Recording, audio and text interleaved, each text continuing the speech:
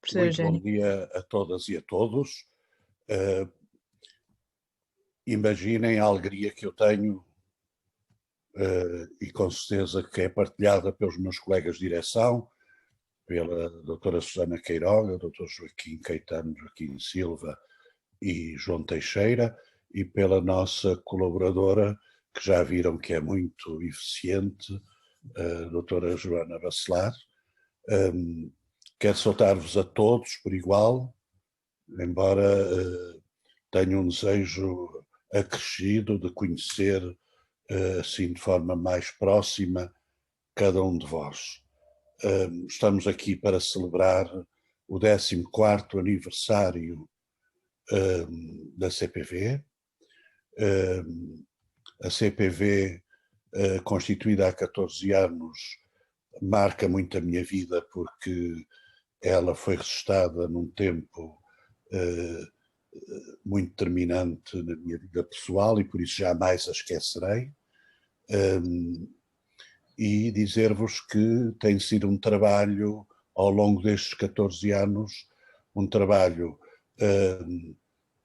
nem sempre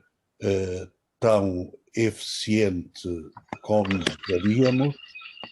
mas procurando dar passos seguros para que ela cumpra a razão fundamental porque foi constituída e esteve na sua base muitas e muitas organizações da sociedade civil que, embora sentindo o papel importante da CNPV, do Conselho Nacional para a Promoção do Voluntariado, muito bem, sentiu uma lacuna que era haver uma entidade representativa de todas as instituições de voluntariado ou que integrem voluntários, sendo uma confederação das confederações e federações e uniões dessas mesmas instituições. O nosso papel é dar a importância na sociedade portuguesa que todos reconhecemos ao voluntariado, mas nem sempre essa importância tem evidências claras na sociedade portuguesa, conhecermos melhor o voluntariado e, sobretudo, apostar muito na formação das pessoas que aceitam esta forma de exercer a sua cidadania ativa. É uma forma de darmos os parabéns à nossa CPV. A vossa presença é mais um fator de entusiasmo para todos nós. Contem connosco. Nós estamos aqui para servir. Temos projetos, temos em mãos um objetivo que gostaríamos de ver concretizado o mais depressa possível, que é a revisão da lei, que já no contexto das transformações sociais, e vamos com vocês ouvir falar nisso, terá que sofrer remodelações, mas enquanto isso não for possível, estamos neste momento a ver da possibilidade de, pelo menos, a regulamentação sofrer alguns reajustamentos, não ferindo a lei, porque isso seria ilegal, mas a nossa aposta é efetivamente na revisão da lei, para além de estendermos programas de formação e de interação com outras instituições, e quero deixar aqui a nota do EVAVOL, que alguns de vós já conheceis, mas que está aberto a todos, sobretudo a alunos universitários, para que possam começar a entrar nestas dinâmicas de serviço aos outros na ótica da construção do bem comum. Portanto, mais uma vez, obrigado a todas e a todos por teres aceitado o nosso convite. O meu obrigado muito, muito especial, e como diz o fado, só nós dois é que sabemos, vai para o professor Manuel Carvalho da Silva. E é uma gratidão não só por ter aceitado este convite, mas por ser quem é. Nós conhecemos o professor Carvalho da Silva dos seus 25 anos de luta a favor do trabalho digno e da defesa do trabalho, das condições de trabalho, na sua ligação a uma das centrais sindicais, neste caso à CGTP. Mas a sua capacidade de intervenção rasgou horizontes e ele pôde dar o seu contributo noutras áreas, mesmo internacionais, relacionadas com o mundo do trabalho e mesmo daquele que é o órgão que superentende esta vertente fundamentalíssima da nossa ação, que é trabalhar, termos direito ao trabalho, como dever também, que é a OIT. Mas neste processo de evolução que qualquer ser humano deve fazer, ele foi aprofundando e talvez a sua experiência o tivesse empurrado ainda mais para a academia. E tem a sua licenciatura, faz a sua licenciatura a partir de uma tese que é muito interessante, que tem a ver com a ação social e a transformação e o desenvolvimento. São dois temas cruciais ainda hoje, sabendo nós como devem sofrer alterações as dinâmicas de ação social que vamos praticando e que elas devem ser vistas mais na lógica deste desenvolvimento. E depois avançou mesmo para o seu doutoramento, tendo feito o doutoramento no ISCTE também em 2007, sobre as questões mais propriamente do trabalho, e neste momento é investigador do SES, que está radicado em Coimbra, e tem tido, por aí, eu já tive, como muitos de nós, com certeza, já tivemos a sorte de o ouvir em várias circunstâncias e a propósito de variedíssimos temas. Eu sei que ele fez um esforço muito grande para preparar este tema e por isso eu agradeço-lhe também o respeito que assim demonstrou por esta nossa atividade. Professor Manuel Carvalho da Silva, muito obrigado e vamos então ouvi-lo com toda a atenção. Muito obrigado, estimado professor Eugênio Fonseca. Eu quero, em primeiro lugar, agradecer o convite, sinceramente. É um exercício, o professor Eugênio disse, dá algum trabalho preparar reflexões, embora eu quero dizer-vos desde já que vou, acima de tudo, procurar partilhar ideias numa estrutura de tópicos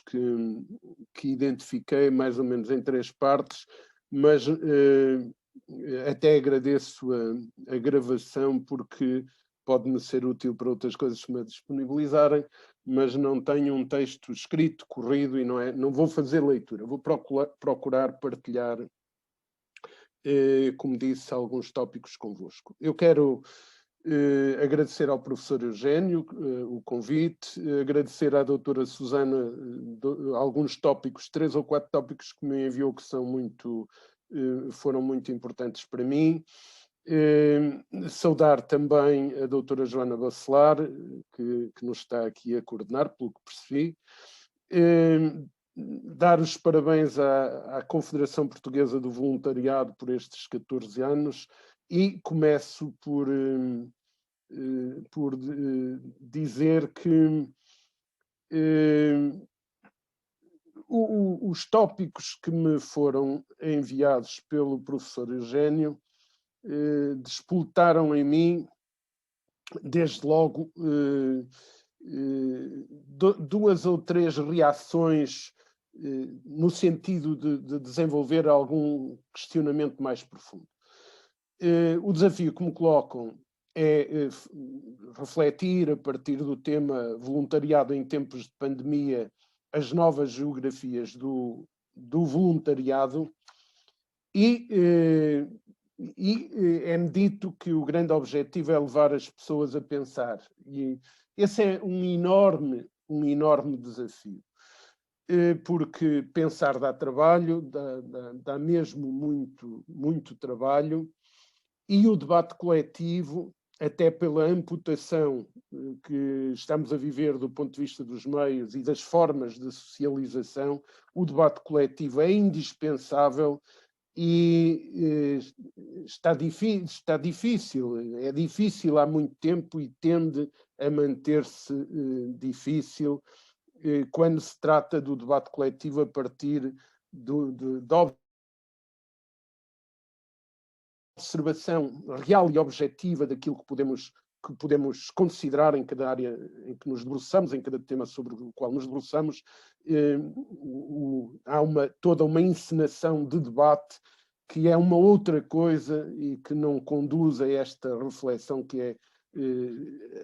as pessoas têm de fazer. Num dos tópicos que me foi enviado, nas pistas para responder a algumas questões, é dito, face às mudanças em pandemia, pretende-se ver o que é que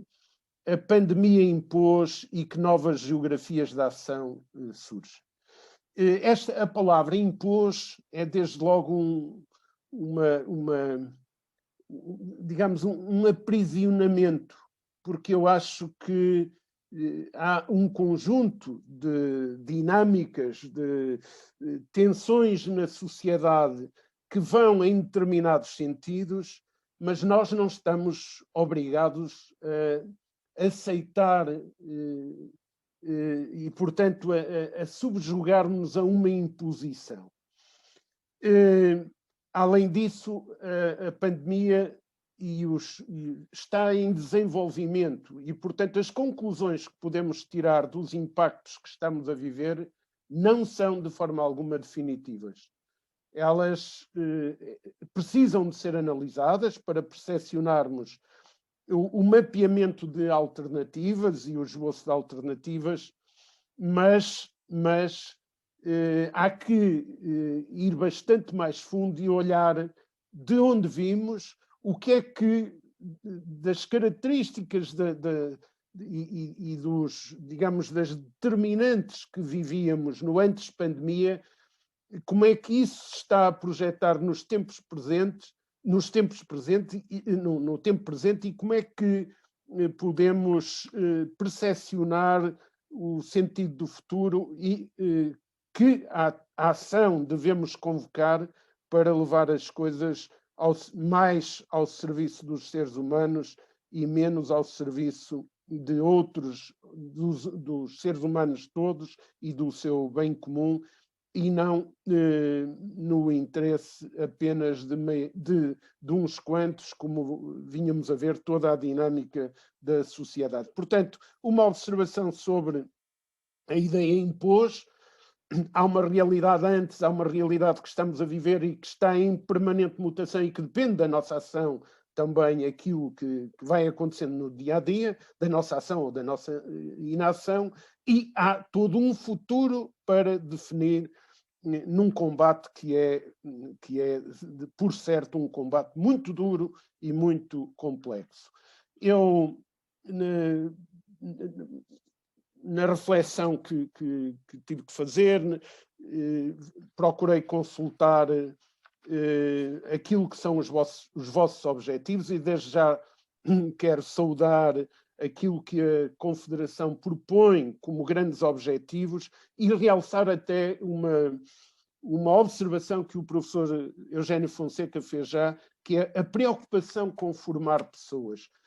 despertar e, a partir daí, formar, preparar, porque os tempos são de uma enorme exigência nesse plano. Portanto,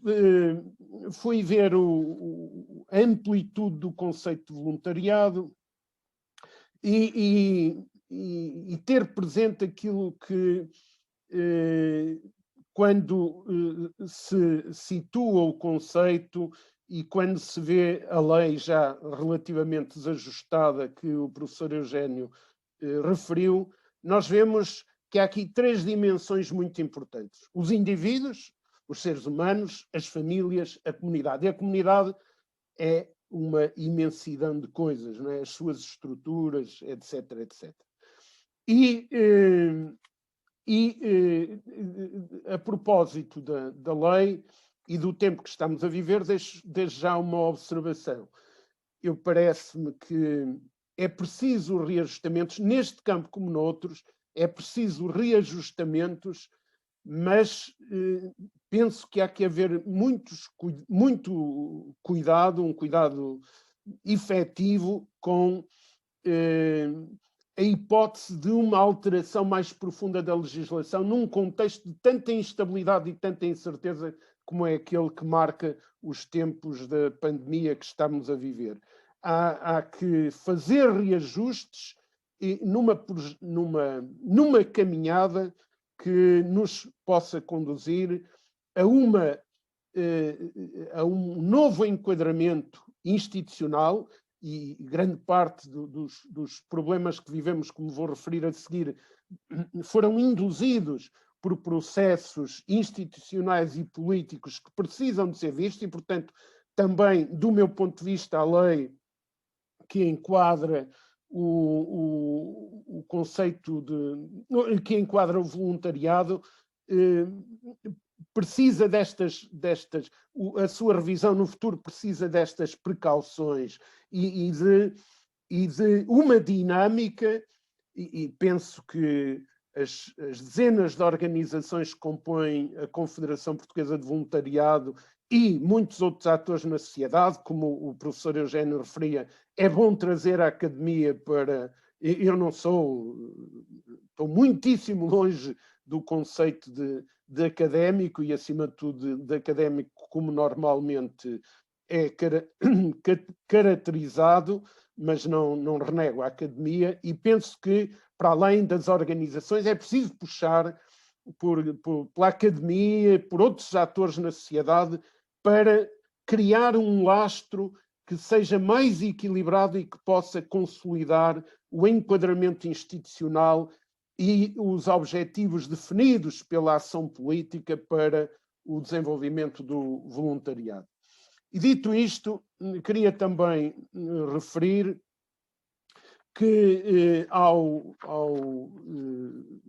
preparar, ao ler um conjunto de documentos, me veio ao pensamento algumas precauções que precisamos de ter, e, por exemplo, recorri um bocado à observação daquilo que é o exercício dos poderes por parte dos sindicatos, para também me interrogar sobre desafios que se colocam a esta importante organização, instituição do voluntariado. Qualquer instituição, e esta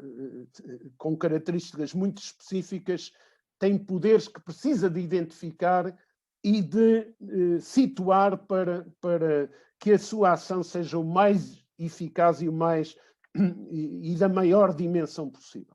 Há que observar qual é e como está o poder estrutural da Confederação,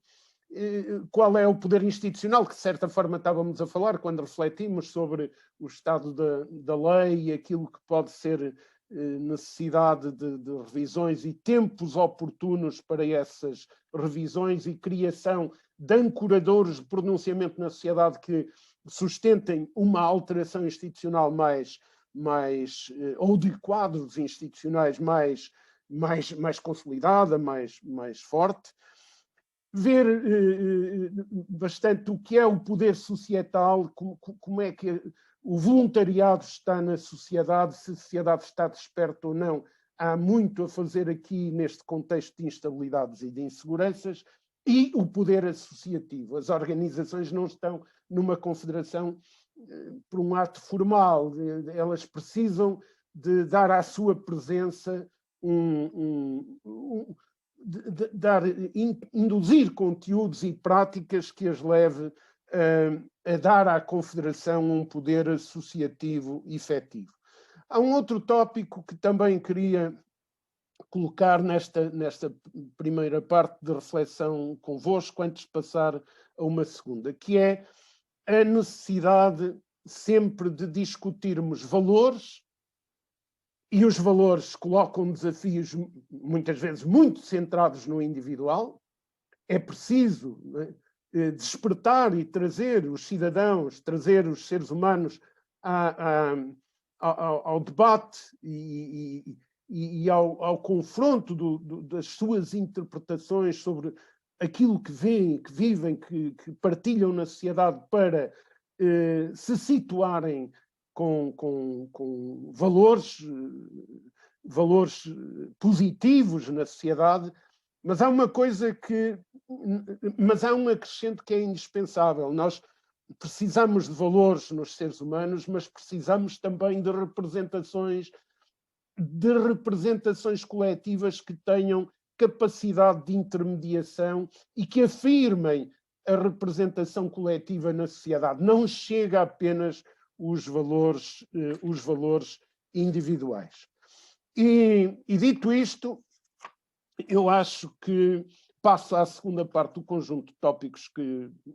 queria refletir convosco. Nós estamos hoje num mundo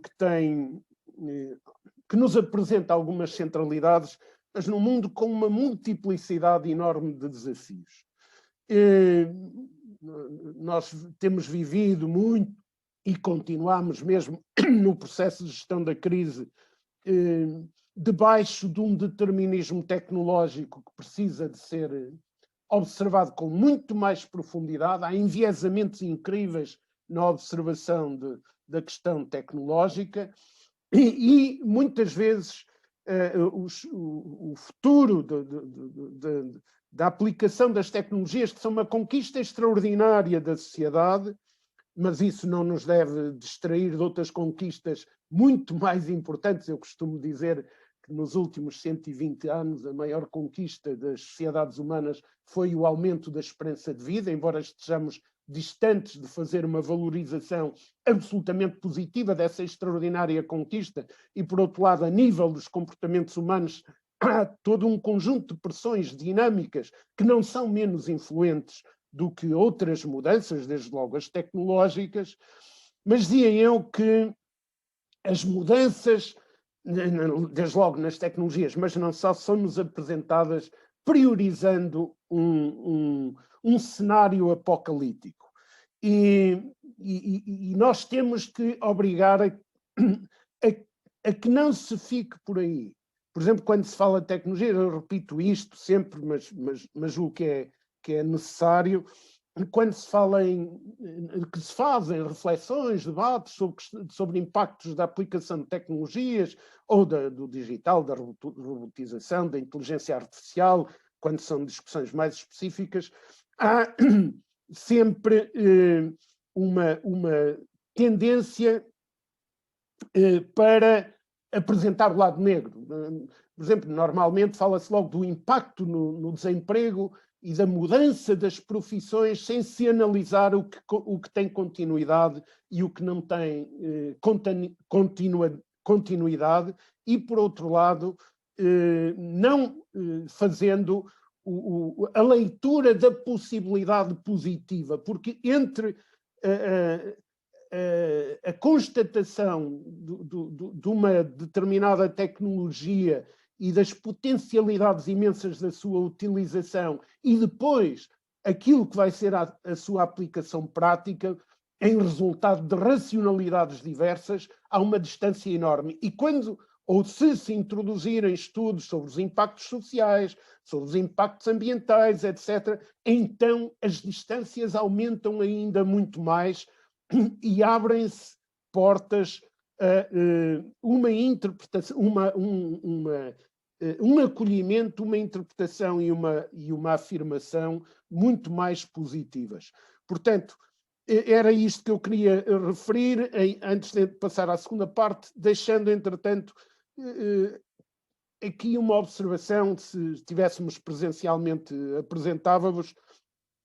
um conjunto imenso de fatores que hoje estão aí na sociedade e que influenciam as mudanças na sociedade, muito para além das tecnologias. Desde logo aquilo que se passa a nível do poder, as tensões entre a democracia e o autoritarismo, mas, por exemplo, para a saída da crise, e à frente volto à questão,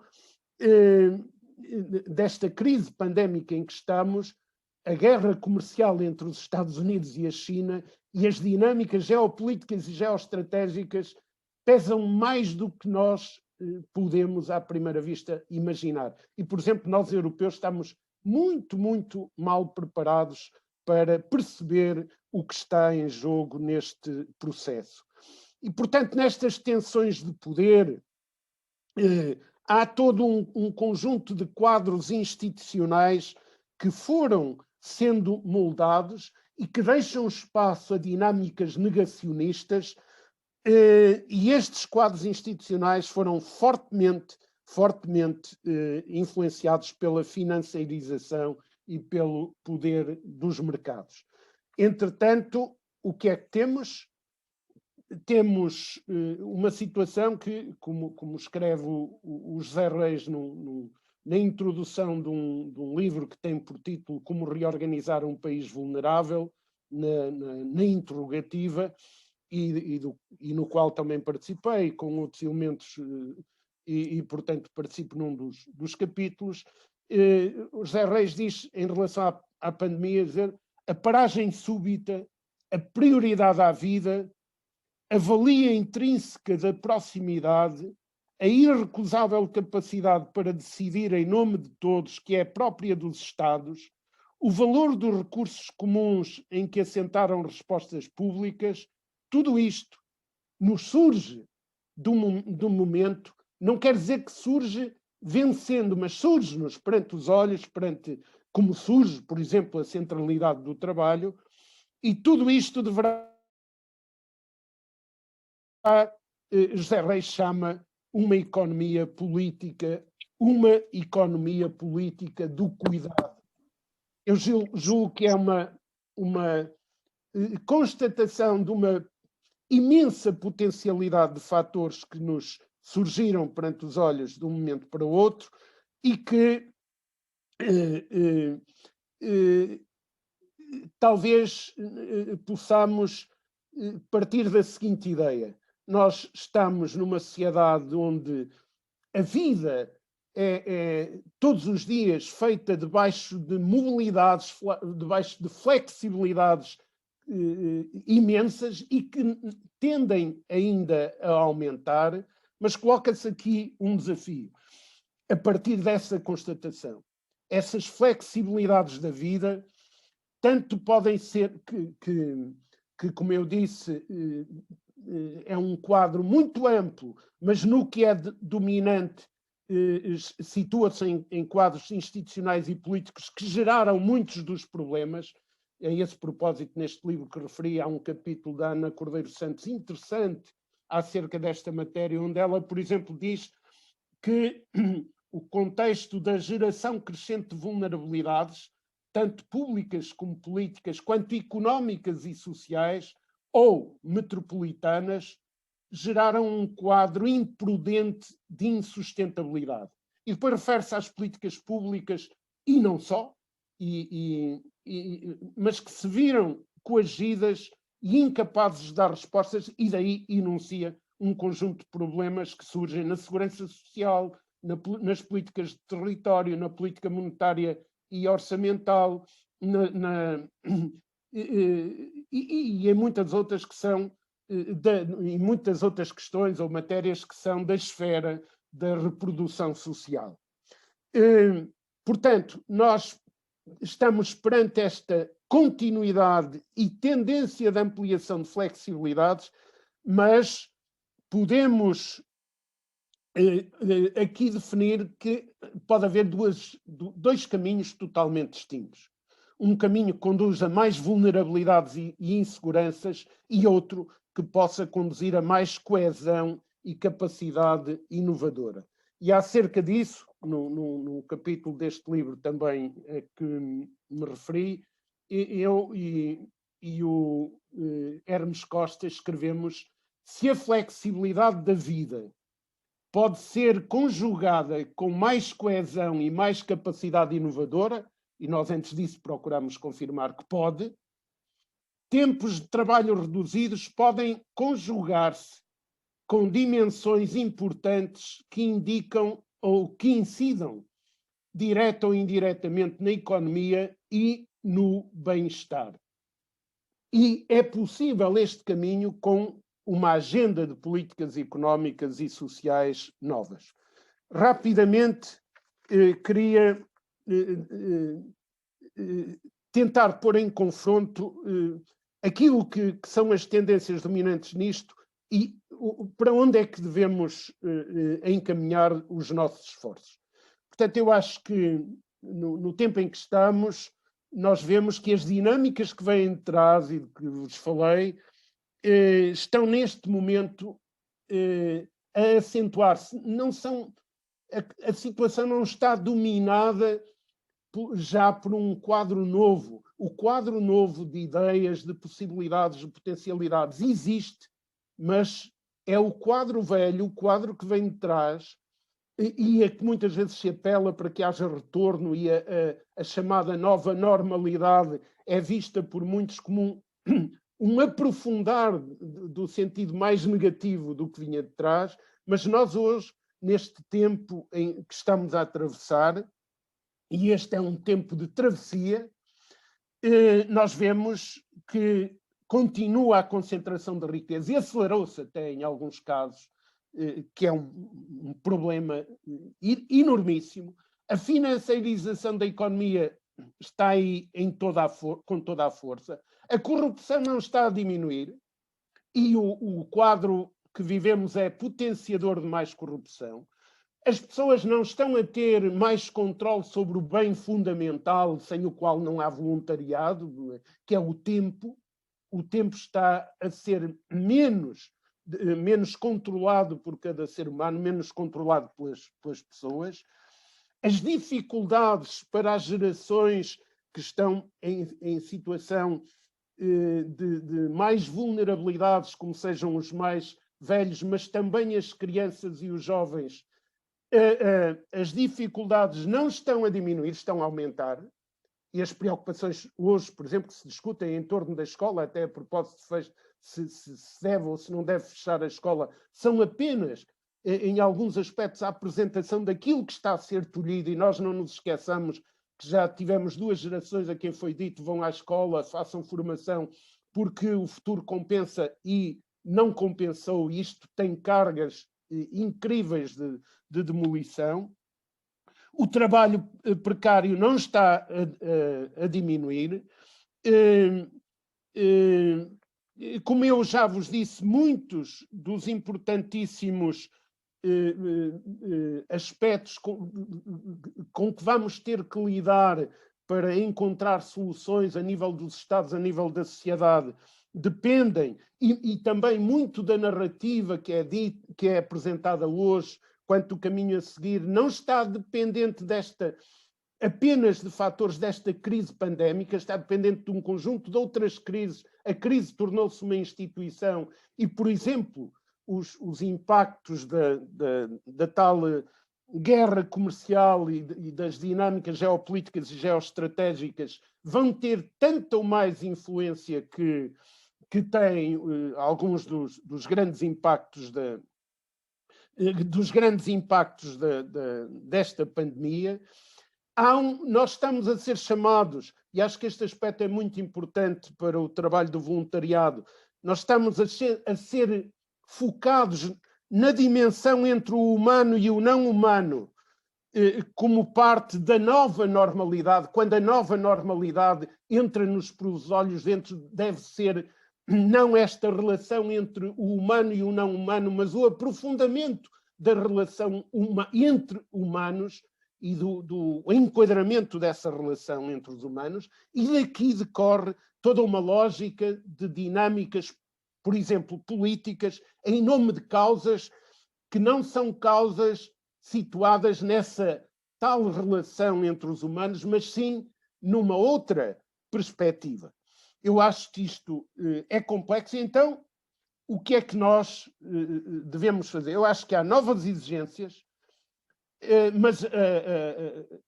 temos de abrir caminhos. Os caminhos não estão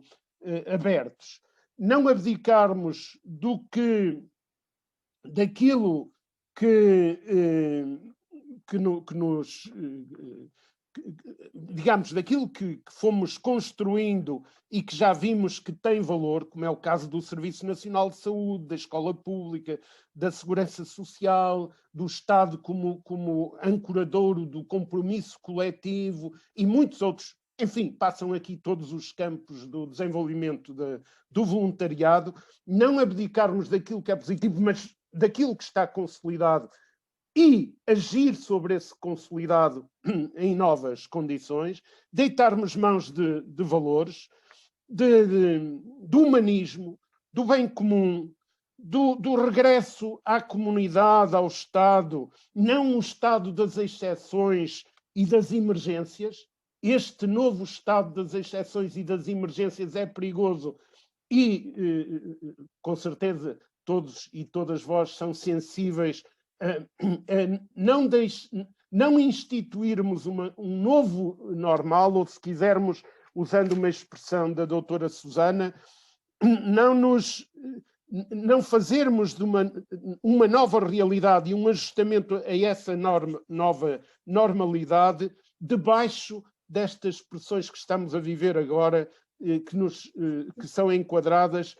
nas situações de exceção, que à partida são necessárias, e das emergências, mas muitas delas são falsas emergências e falsas exceções. Acho que há outro... Portanto, já falei do bem comum, do humanismo,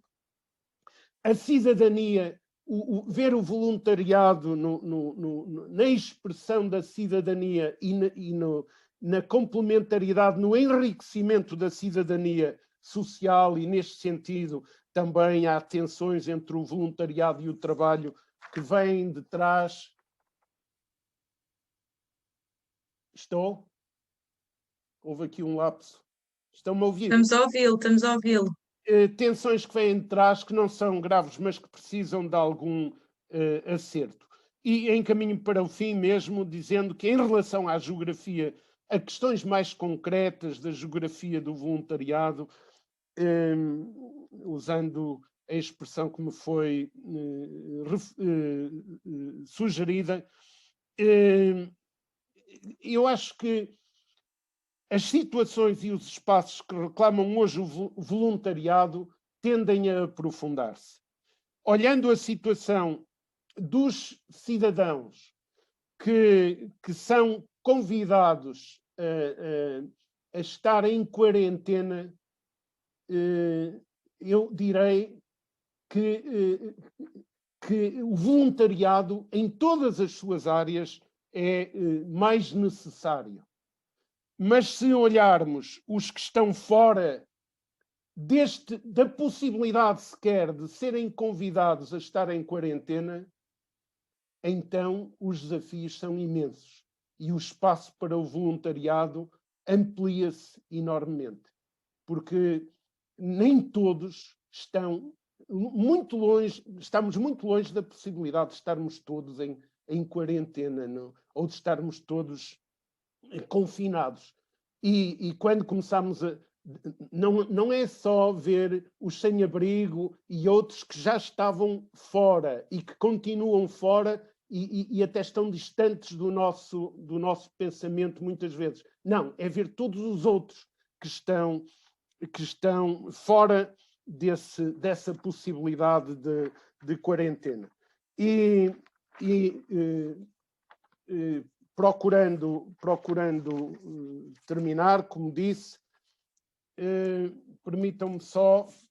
tópicos muito rápidos. Por exemplo, eu já disse, há desafios que se colocam em campos novos, que emergem das tecnologias, ou que emergem da forma como temos que lidar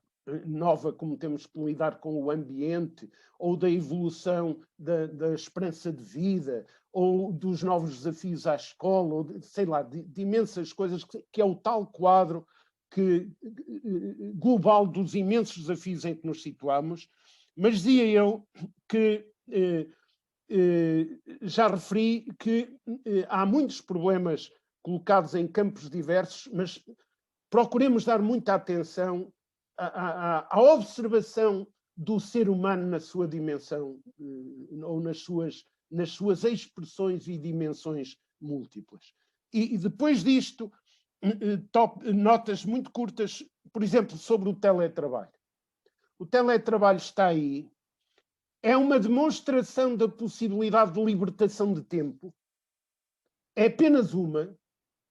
O tempo de trabalho, mesmo para aqueles que não fazem teletrabalho, devia estar a ser reduzido. É possível criar riqueza suficiente trabalhando menos e utilizá-la muito melhor, mas o teletrabalho, por exemplo, liberta tempo se houver uma relação estabilizada para a prestação do teletrabalho. Mas criam um conjunto de outros problemas que não podem ser colocados ao lado. Os espaços familiares são um dos campos que precisa de ser analisado. Normalmente, diz-se é preciso analisar o teletrabalho na perspectiva do empresário e na perspectiva do trabalhador. Sim, essa é uma base obrigatória e hoje estamos longe disso. Mas há uma outra observação em que já não entram as duas partes, entra apenas o trabalhador enquanto cidadão, enquanto membro de uma família que tem direito a ser protegida e direito a não ser sobrecarregada com stresses. Quando o teletrabalho se encaminha para uma relação não estabilizada, e a pressão neste momento é muito nesse sentido, e há aqui como que um empurrão do teletrabalho feito debaixo de contratos estabelecidos entre o trabalhador e uma entidade patronal, empurrando para plataformas digitais. É preciso aqui muito cuidado, mas o combate é este, é que o teletrabalho e a possibilidade de redução dos horários de trabalho e a possibilidade de uma outra forma de mobilidades, de uma outra forma de organizar a escola, de organizar instituições de apoio à sociedade, permitem libertação de tempo. O combate pelo tempo e a educação para uma utilização racional do tempo é um combate primordial. Já agora, estou mesmo a terminar, em relação ao digital, por exemplo, nós já temos hoje no mundo milhões de trabalhadores de todos os espaços, de todos os continentes, a fazerem trabalho nas plataformas digitais, muito utilizando o teletrabalho, utilizando também outras formas. Mas este trabalho, que em regra exige qualificações e preparação, é extraordinariamente mal pago. O estudo recente sobre a situação de trabalho digital à escala global feito pela OIT, os números impressionam. O trabalho digital à escala mundial é pago a 3,21 dólares a hora. E muitas vezes, isto ainda a propósito do tempo, um trabalhador das plataformas digitais, para conquistar uma tarefa que lhe ocupa 1 hora ou 2 horas, ele tem de estar 24 horas quase disponível à espera que surja o momento. Isto precisa de uma revolução total. E o trabalho, como disse, surge-nos nesta pandemia como algo de muito central na sociedade. Portanto, temos que nos concentrar na observação, como eu dizia há pouco, das gerações que estão mais pressionadas, os mais velhos e as crianças e os mais jovens, e como fazemos a ponte, a ruptura e a disfunção entre gerações criou aqui problemas que acho que o voluntariado sente muito bem. Como é que aos mais ativos, aos seres humanos que se situam entre a juventude e os mais de 65 anos ou os mais de 70 anos, como é que mobilizamos os outros para a reconstrução de laços intergeracionais, como olhamos para as exigências novas de socialização. E, portanto, eu acho que já citei a observação do José Reis sobre a economia política. eu acho que nós devemos travar um combate pela produção de bens e serviços úteis ao desenvolvimento humano, essa deve ser a prioridade, que este caminho para a economia política do cuidado implica mais espaço a organizações económicas e sociais não capitalistas e cria convites a uma intervenção do voluntariado na sociedade, mas o voluntariado não é algo e termino mesmo, que esteja fora das dinâmicas dos tais processos institucionais e políticos. O voluntariado é uma componente de intervenção na sociedade que tem de estar presente nas estratégias do desenvolvimento regional ou dos territórios. E fico por aqui. Obrigado. Muitíssimo obrigada por esta tão completa intervenção. E por falta de tempo, ou seja, podíamos dar aqui um compasso de algumas perguntas e assim, mas realmente estamos mesmo em cima do tempo e, portanto, vamos já de seguida. Que gastei 8 minutos mais do que me tinham. Não há problema, não há problema, mas tenho a certeza que foi fantástico e que toda a gente esteve muito atenta e foi mesmo muito bom. Muito obrigada. Vamos então passar aos dois intervenientes que vêm dar o seu testemunho enquanto vencedores do Troféu Português do Voluntariado. Sem mais demoras, vou passar a palavra ao Rui Oliveira, presidente da Associação Académica da Universidade de Minho, que vem precisamente testemunhar o que é que foi fazer parte, coordenar, ter esta equipa de voluntários do projeto UEM Sumário e em que é que o mesmo consistiu e quais foram os desafios durante esta altura. Rui, a palavra é tua. Olá, Joana. Ia comentar primeiro o professor Eugénio e a CPV toda pelo professor Eugénio. E depois cumprimentar eu vou-lhe chamar conselheiro, porque é um prazer que eu tenho e uma honra que tenho partilhar o Conselho Geral da Universidade de Minho com o conselheiro Manuel Carvalho da Silva, e é sempre um gosto ouvi-lo, ou seja, é sempre para mim um enorme gosto ouvir o conselheiro Manuel Carvalho da Silva, e acho que traz sempre umas reflexões além daquilo que nós esperamos, e eu acho que isso é um projeto, um processo fundamental. Eu hoje não trago só do sumário, eu acho que hoje vou refletir um bocadinho mais sobre lastros um bocadinho mais digamos assim, alargados, porque torna-se difícil explicar um sumário sem explicar como é que também, digamos assim, o trabalho da Associação Académica. Primeiramente, porque a própria Associação Académica é em si um trabalho de voluntariado, ou seja, a Associação Académica é um trabalho de 35, neste caso da Universidade do Minho,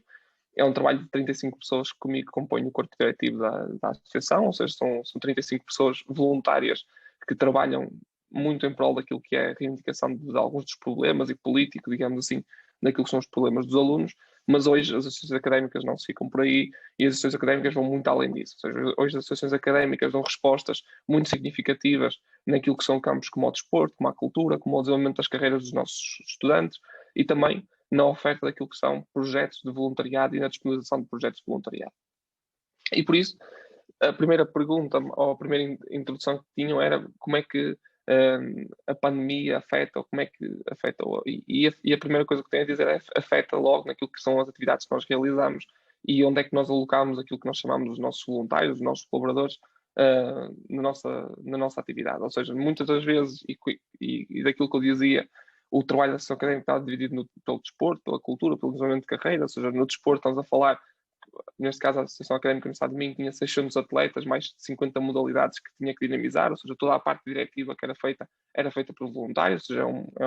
era um grande número de voluntários que tinha que estar envolvido nesta dinâmica. A nível da cultura, os mais de 17 grupos culturais que também estavam envolvidos nesta promoção da cultura e tradições académicas, o desenvolvimento de carreiras, um site que aconselho a ver a nível da formação, do emprego e empreendedorismo, que tem a ver com a Start Point, também era dinamizado por voluntários, e tudo isto era feito num tempo, digamos assim, eu vou-lhe chamar normal, ou seja, o pré-pandemia, e que muitos voluntários entravam nesta dinâmica. De repente chegamos a uma pandemia e que muitas destas atividades, e estamos a falar do desporto, da cultura, tem um travão enorme naquilo que é a sua atividade, temos limitações como nós todos hoje conhecemos, infelizmente tiveram essas limitações, e havia um grande corpo, digamos assim, que podia dar ajuda em outras respostas. Então a Associação Académica olha num sentido de o que é que pode ser resposta numa sociedade, de olhar para aquilo que era a sua responsabilidade social também, e respondo, acho que principalmente com 2 projetos. Eu vou destacar aqui 2 projetos. Um que é o Min Covid-19, que tem a ver com um projeto de entrega e distribuição, ou seja, uma plataforma de entrega e distribuição de muitos EPIs, ou seja, estamos a falar de equipamento de proteção individual, principalmente na fase de abril, maio, numa fase em que havia muito pouca, digamos assim, distribuição, e que a Associação Académica, digamos, organizou os voluntários para, desde quem tinha para oferecer a quem precisava, digamos assim, de receber e fazer esta ligação. E depois o projeto que a Joana falou, o projeto do sumário, e é assim que também surge um sumário, como uma lógica de resposta, de olhando para os voluntários todos que queriam colaborar, que queriam ajudar. Há uma altura que nós percebemos que uma das maiores dificuldades, e o professor, ou melhor, hoje já foi também bastante falado aqui hoje, tinha a ver com a questão do teletrabalho, ou seja, que de repente tínhamos as famílias todas em casa, com uma enorme dificuldade em conseguir dar seguimento à parte escolar dos seus filhos, porque muitas das vezes, ou por 2 problemas, ou pela questão do tempo, como hoje também aqui foi muito, muito, muito realçado, e pela questão de muitas das vezes também, e nós não podemos esquecer isso, às vezes também do próprio conhecimento de acompanhamento dos seus filhos nestas tarefas. E por isso percebíamos que os universitários podiam dar aqui uma resposta muito concreta a estes problemas, podiam dar aqui uma cooperação, e é aí que surge um sumário. Um sumário é um conjunto de voluntários que se disponibiliza a acompanhar, digamos assim, pedagogicamente e a nível letivo, digamos assim, alunos do ensino básico. No semestre passado foi apenas para o ensino básico, e agora passamos também para o ensino secundário. E damos aqui uma ajuda muito importante, contou com mais de 80, digamos, em acompanhamentos, que foi um número muito significativo para apenas 3 meses de projeto. Neste momento continua a crescer, estamos perto de passar já a centena, e tudo feito pela via digital, ou seja, que também possibilita que não tenhamos barreiras, digamos assim, a nível da localização. Depois, um segundo tópico que a Joana me propôs ou desafiou foi a questão, digamos assim, como é que vão ser os projetos pós-voluntariado ou pós-pandemia, os projetos de voluntariado pós-pandemia. E eu diria, tenho 2 respostas para isto, acho que do impacto que tem sentido na minha experiência. Um tem a ver com uma ótica, digamos assim, acho que os projetos de voluntariado vão ter uma resposta muito mais a nível do social, até pela grave crise económica que acho que nós vamos passar ao longo dos próximos tempos. Os projetos de voluntariado vão ter um grande crescimento a nível da parte social e de apoio social. Já o têm nesse sentido, mas acho que vão ter ainda mais, e vão ter uma resposta ainda mais forte nesse sentido. E hoje também já foi aqui bastante discutido, e por isso vou passar ao segundo tópico, que eu acho que é um tópico que às vezes não temos olhado, e eu acho que é uma parte positiva da pandemia, que é os projetos de voluntariado. Eu acho que vão passar a ser mais rápidos do pensamento à execução. Eu acho que não foi só a vacina que se tornou mais rápido, acho que os processos que nós às vezes tínhamos também se tornaram mais rápidos. Com esta questão, muitas das vezes precisamos de perceber que não tínhamos tempo para fazer todas aquelas fases de pensamento, pensar em todos os pormenores. Então começou-se, e desculpem a minha área, estou a formar em engenharia, e por isso eu diria que começou-se a pensar, prototipar, começar logo a meter em prática, e depois fazer aquilo que são os círculos de melhoramento contínuos, que era a avaliação, quais eram as melhorias que podíamos fazer, a implementação, e metíamos em prática. Isto sem nunca ter deixado o projeto funcionar, ou seja, e sem perder o funcionamento do projeto. E em vez de perdermos muito tempo a ver como é que vai ser feito, e eu sei, porque muitas vezes tínhamos projetos que, para antes de ser lançado, demoravam anos a ser lançados, eu acho que nós aprendemos a ser mais rápidos, a pôr em prática, a pôr em andamento, em ir testando em andamento, a arrancar com ele e depois ir usando. Por isso eu acho que, e é uma coisa que eu acho que é importante que não se perca, que é isto, ou seja, de testar, de pôr mais em andamento e depois seguir com essa parte. Por último, e porque sei que também o tempo já deve estar a terminar, que esqueci-me por aqui o relógio, mas a nível regional. Eu vou aqui ao nível regional, ou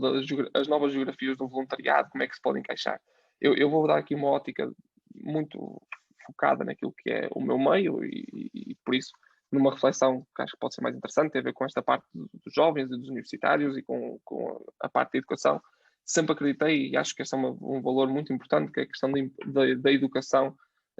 tem para a resposta a muitos dos problemas. E eu acho que quando falamos em educação não estamos a falar no contexto letivo meramente, estamos a falar de todas as experiências que são possíveis de acumular para as pessoas realmente crescerem e terem uma potenciação de si mesmos. E isso são experiências muito, muito importantes e que eu acho que são fundamentais. E por isso eu diria que aqui, e estando no meio universitário, há aqui duas vantagens claras. Ou seja, aqui, eu falo aqui de Braga e Guimarães. Braga é uma cidade que está a crescer imenso a nível da tecnologia, dos serviços, mas ao mesmo tempo andamos 5 ou 10 quilómetros para fora da cidade e vivemos um meio ainda muito rural. Ou seja, há uma dicotomia muito grande entre estas questões. E por isso, entre aquelas pessoas que estão na universidade à procura de conhecimento, muitas vezes com educação muito, muito a evoluir, vemos também a falta de muitas das vezes, e isto em autocrítica, daquilo que é dos estudantes universitários, de perceber,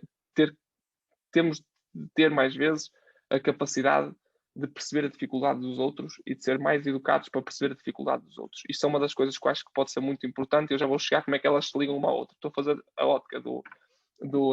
dos jovens universitários, ou tipicamente, ou seja, com mais acesso à educação do que se calhar mais acesso à educação e a parte da dificuldade em perceber a dificuldade dos outros, e depois a outra parte que tinha a ver com as pessoas externas que podem crescer muito com esta parte da inovação, com esta parte de acesso ao conhecimento que os jovens podem dar, e por outro lado tem uma parte, digamos assim, de dar um contexto da realidade, dar uma noção da realidade muito importante. E é aí que eu acho que os projetos de voluntariado são importantíssimos, que é tirar do contexto universitário os jovens que estão, digamos assim, fechados na bolha universitária e colocá-los na sociedade e perceber a dificuldade e as dificuldades imensas que a sociedade tem a níveis sociais, das diversas vertentes, e por isso eu diria que a principal coisa que os jovens universitários terão pelo voluntariado e a principal oferta, se tivesse que resumir, e porque normalmente gosto de fechar em poucos tópicos para ficar com as ideias bem concretas, eu diria que é a capacidade desta parte de perceber. Acho que isto é um dos pontos que nós vamos ter que trabalhar ao longo dos próximos tempos com um grande afinco,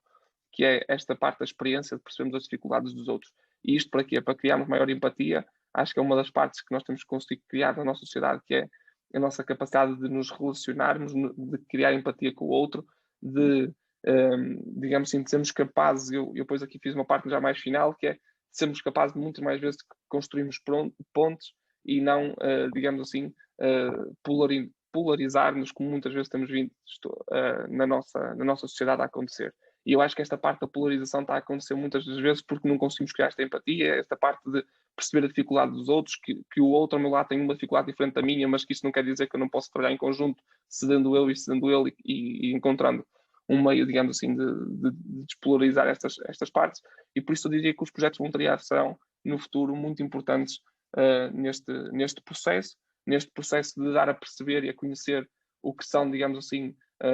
os extremos, ou seja, de voltar a cozer o que antes estava rasgado. E por isso era assim que terminava, ou seja, eu diria que os projetos de voluntariado no futuro podem ser e terão que ser para estes jovens, para nós jovens, um processo de criar maior empatia, maior relacionamento, para que realmente possamos evoluir como sociedade e possamos construir, porque acho que todos nós temos um papel ativo na democracia, e não é só nas redes sociais ou quando nos exprimimos, temos um papel ativo na democracia, e isso faz com nós perceber a dificuldade dos outros, relacionar-nos, bater muitas vezes com a cabeça, errar, porque isso é um processo fundamental, mas depois conseguir evoluir com isso e sermos mais empáticos e mais, e digamos assim, melhor nos relacionarmos. Espero não ter demorado muito mais. Obrigado a todos e obrigado pela oportunidade para partilhar esta experiência. Muito obrigada, Rui. Foi mesmo fantástico podermos ouvir este teu testemunho, teu e de toda a associação académica, de toda a universidade, e realmente foi empoderador e sem dúvida acho que aprendemos todos um bocadinho mais daquilo que os jovens universitários fazem em termos de voluntariado, e como é que podem realmente mudar a vida dos outros. Muito obrigada, Rui, pelo testemunho. Vamos então passar ao segundo testemunho, também do outro dos vencedores do Troféu Português do Voluntariado, neste caso dos Açores. Tivemos pela primeira vez a primeira edição Açores. E sem mais demoras passo a palavra à Ana Silva da CRES Açor, que portanto recebeu este troféu no seguimento da sua candidatura da equipa de voluntários do projeto Sertã Solidária. Vamos então ouvir a Ana, o que é que a Ana tem para nos dizer sobre fazer voluntariado em termos de pandemia e como é que tem realizado as vossas ações. Ana? Muito boa tarde a todos. Antes de mais, não poderia deixar de passar de felicitar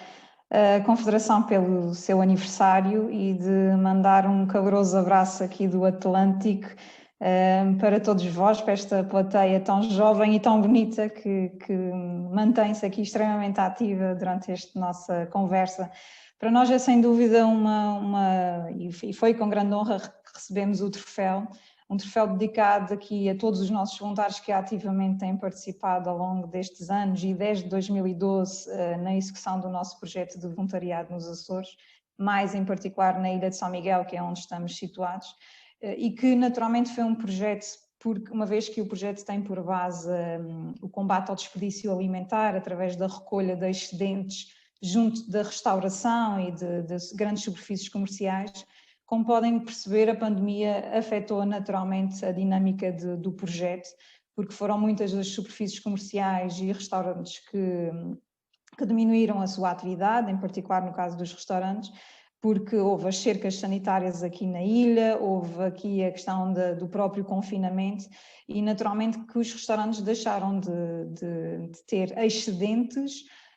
que naturalmente são aqueles que nós vamos recolher diariamente, podendo alimentar aqui famílias e isolados,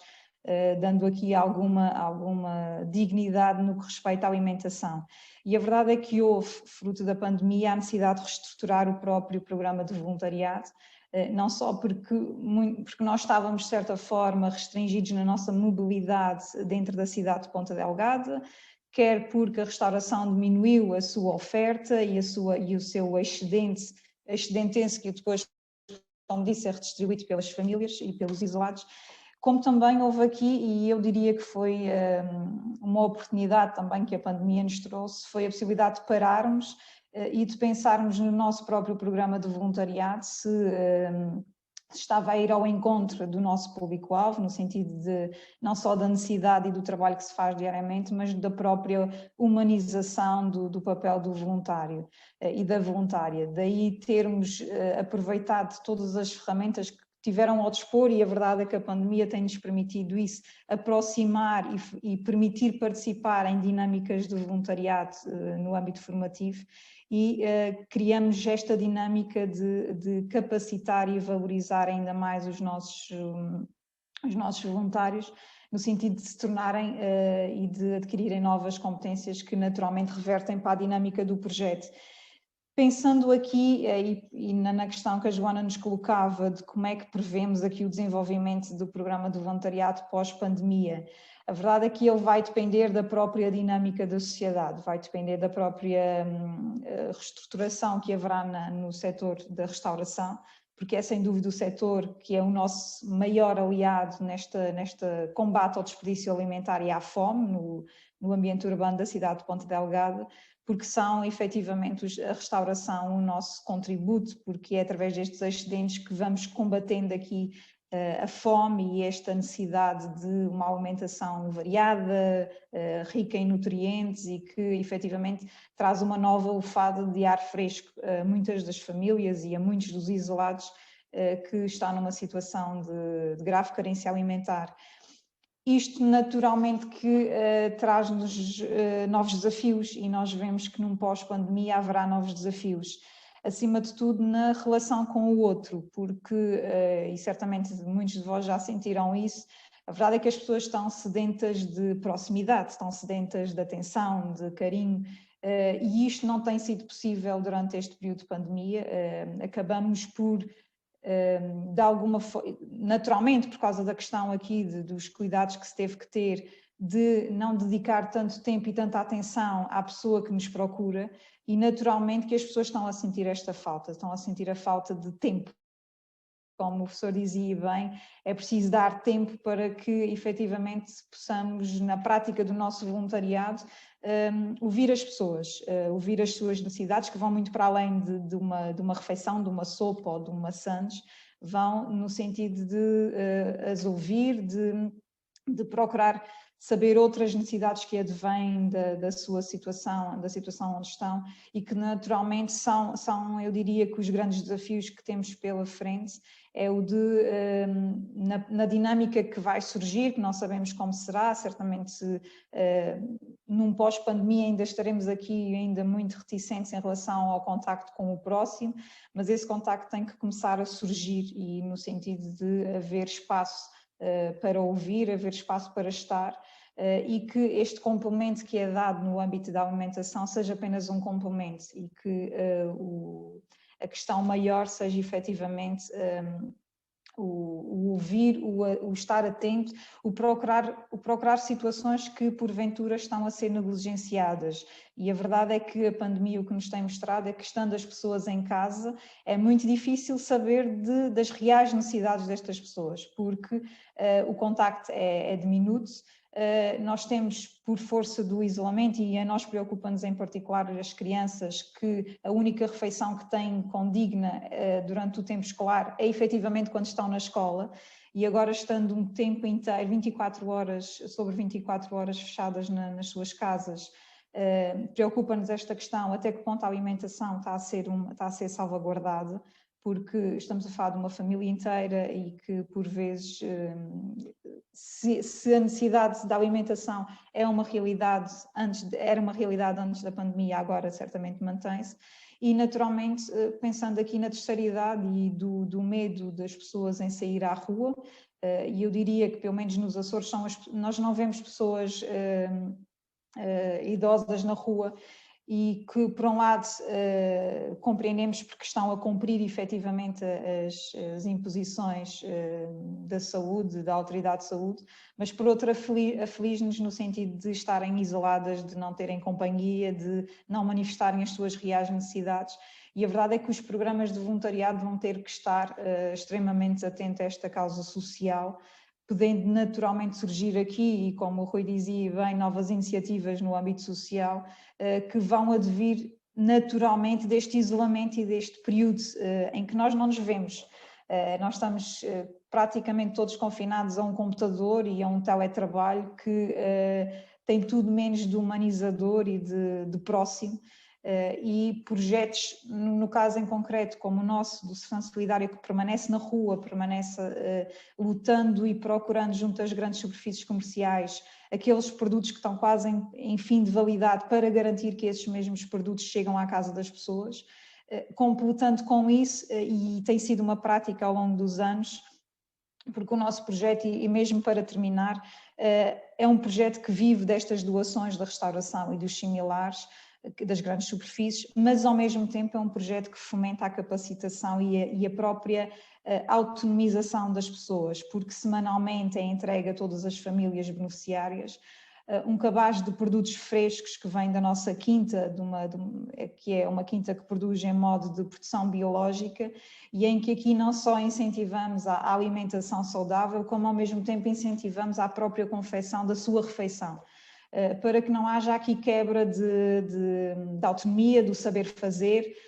do querer fazer. E a verdade é que isto é todo um processo de transformação que é levado a cabo pelos nossos voluntários e voluntárias, que incentivam efetivamente essa ação, para que não se perca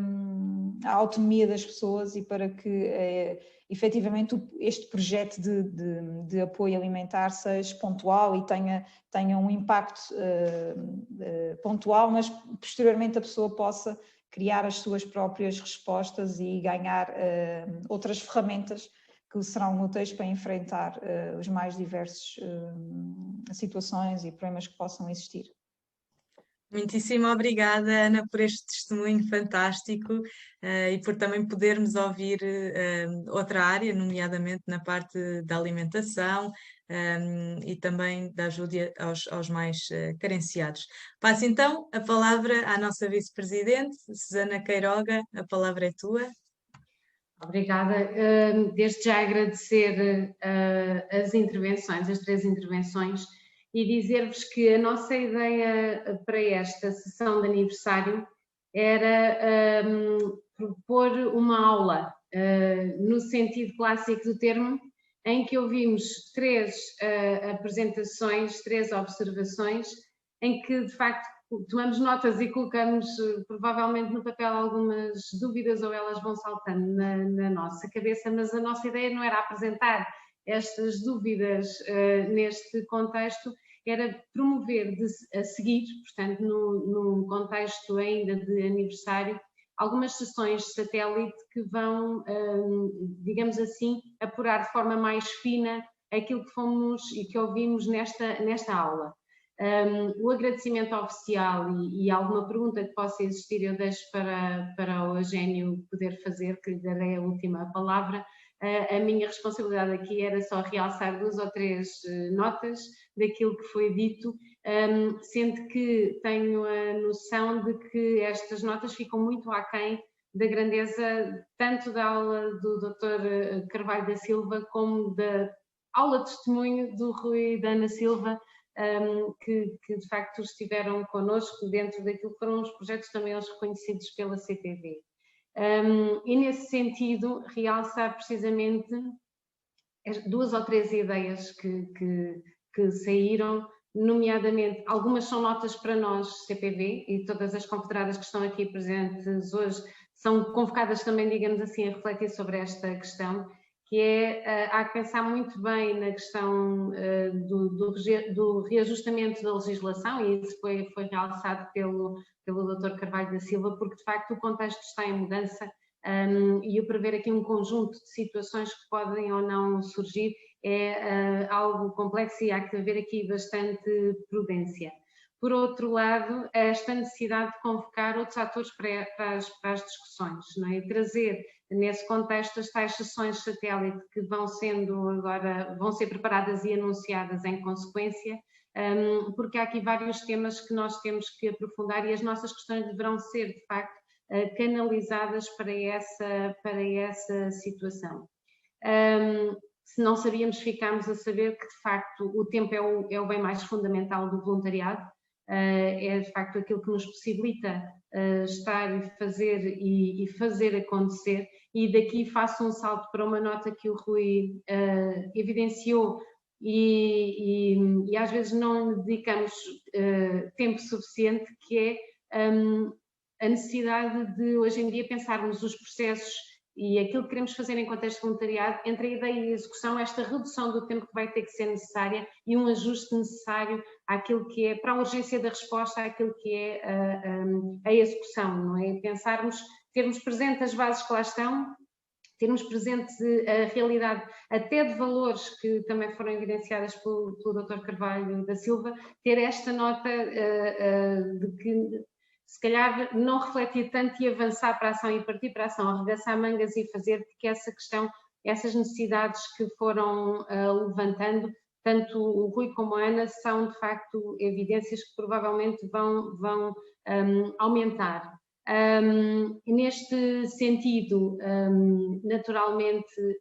uma outra ideia que eu gostaria de realçar é que de facto o voluntariado é este contributo, uma boa definição de voluntariado é esta. O voluntariado é para o bem comum, é uma nota de humanismo e, de facto, é um enriquecimento de cidadania. São três componentes, 3 notas que foram realçadas também pelo Dr. Carvalho da Silva, que aqui são bastante importantes. E, neste sentido, o espaço que nós devemos dedicar, enquanto organizações, à humanização do papel dos voluntários, que a Ana Silva realçou e com o qual eu concordo inteiramente, e, de certa maneira, podermos também aqui valorizar e prestar, neste caso, uma atenção real àquilo que são as realidades do próprio voluntariado, dos próprios voluntários, alguns deles também já com alguma idade e também com bastantes limitações para poderem desenvolver o seu contributo ou continuar a desenvolver o seu contributo na sociedade. Uma última nota que eu tenho que sublinhar e que é transversal, vai antes das universidades ou antes da parte da vida em que estamos nessa fase, deve começar muito antes nas escolas, é esta educação para uma utilização racional do tempo, que de facto nos traz aqui um desafio e por isso conseguimos provavelmente trabalhar também aquilo que é uma prática de voluntariado mais assertiva. Finalmente, e antes de passar a nota então final de agradecimento e de alguma pergunta que o Eugénio queira fazer, dentro do próprio contexto da CPV, a necessidade desta confederação de avaliar ou reavaliar o seu necessário poder. Que poder é que temos, que papel temos na sociedade portuguesa enquanto confederação e de que maneira é que podemos, de facto, ser um contributo para mostrar ou evidenciar aquilo que são as necessidades da realidade e as necessidades ou a realidade dos números, que também é necessário olhar neste contexto, não é só vermos quantos casos de infectados temos, mas também quantos voluntários é que temos no terreno a trabalhar e a fazer todos os dias e a contribuir todos os dias para que se possa atenuar todas as diferenças que possam existir, e também daquilo que é o poder associativo. De facto, é essa forma que encontramos para poder ser um papel mais coerente, digamos assim, naquilo que é o contributo enquanto confederação para a sociedade. Eu tomei inúmeras notas, não estou a dizer todas, portanto é todo um texto que entretanto fui realçando. A sessão está gravada, podemos obviamente voltar a ela nesse contexto ou em todos estes contextos. A ideia é esta, o convite que fica é este para todos os que estão a participar. E para aqueles que saibam que possam ter interesse em discutir assuntos mais particulares, nós vamos de facto organizar sessões satélite dentro deste contexto de aniversário, a partir desta aula, a partir destas ideias, a partir daquilo que foi hoje aqui exposto, no sentido de também olharmos de um modo mais particular às diferentes realidades que temos. Já se falou aqui da pobreza, já era uma ideia que nós tínhamos, o contexto, por exemplo, do voluntariado prisional, entre outros contextos. Tem aí a possibilidade no sistema aqui de mensagens do bate-papo, de poder deixar aí outras sugestões dentro desse contexto, enquanto se faz este encerramento. Convido-vos a isso e convido-vos a estarem atentos às próximas sessões, que tentaremos que sejam circunscritas no tempo, para poder de facto haver essa oportunidade de participarmos, e em horários também diferenciados, para podermos estar de facto a ajustar as atividades que temos a esta realidade de discussão. E é isto, Joana. Muito obrigada, Susana. Passo então a palavra final ao nosso presidente, professor Eugénio Fonseca. Quero mais uma vez manifestar a minha alegria pela vossa presença. Estou consciente, não for a limitação de tempo, e mais uma vez realço a questão aqui deixada, que é crucial para nós, voluntários, que é o ter tempo, a disponibilidade do tempo, o que fazemos ao tempo, para podermos partilhar assim algumas questões que estas reflexões nos tivessem suscitado. Mas, como já foi dito, não termina aqui este webinar. Ele vai continuar por sessões parciais que brevemente serão anunciadas, e estas pouco mais de uma centena de participantes se associarem a essa reflexão, teremos esta dinâmica participativa do agir já, não só pensando, mas apontando propostas que a Confederação terá depois o dever de as colocar nos lugares certos. Tive pena, porque estava previsto que este encerramento fosse feito pelo Secretário de Estado do Trabalho, adjunto de Trabalho e Formação Profissional, mas dado o confinamento da Sra. Ministra, sobrepôs-se uma tarefa governativa e ele não pôde participar, porque julgo que ele teria muito interesse também em escutar a reflexão que aqui foi feita. Deixar-vos esta ideia de que há desafios muito grandes, já foram elencados alguns pela doutora Susana, outros que, reitero, deixem a vossa sugestão para grupos de trabalho, porque pequeninos grupos poderemos depois aprofundar melhor a reflexão que aqui fizemos. Quero agradecer-vos a todos teve um painel, como já foi aqui realçado, um painel jovem. Em cada quadradinho estava um jovem. Porque na disponibilidade do tempo e do querer fazer e do arranjar sempre motivações para fazer acontecer que nós demonstramos a nossa juventude, mais que o calendário do passar dos anos o possa referir. Portanto, muito obrigado a todos, continuação de um bom dia, com os condicionalismos, temos programas que vocês já conhecem a nível da nossa confederação, onde as vossas associações poderão participar se ainda não estiverem a fazê-lo, e gostávamos realmente de manter esta dinâmica. Às associações aqui representadas, às pessoas a título individual, vamos tornar a nossa confederação mais forte, que é, no fim de contas, tornarmos o voluntariado mais presente e mais reconhecido. Obrigado a todos e a todas. Muito obrigada, professor Eugénio. Ainda antes de fechar, só dar um grande agradecimento ao Corpo Nacional de Escutas que nos cedeu esta página, este Zoom, porque o nosso não dá com mais de 100 pessoas e realmente é uma grande alegria poder ter mais de 100 participantes. Pedir-vos desculpa também pelo deslize no tempo, mas certamente foi enriquecedor para todos. Muito obrigada e esperemos poder contar convosco na próxima. Até breve. Até breve. Bom dia. Obrigado. Obrigada. Muito obrigado. Obrigada. Muito obrigada. Obrigada. Bem. Obrigada. Até uma próxima. Obrigada. Obrigada. Obrigada. Até breve.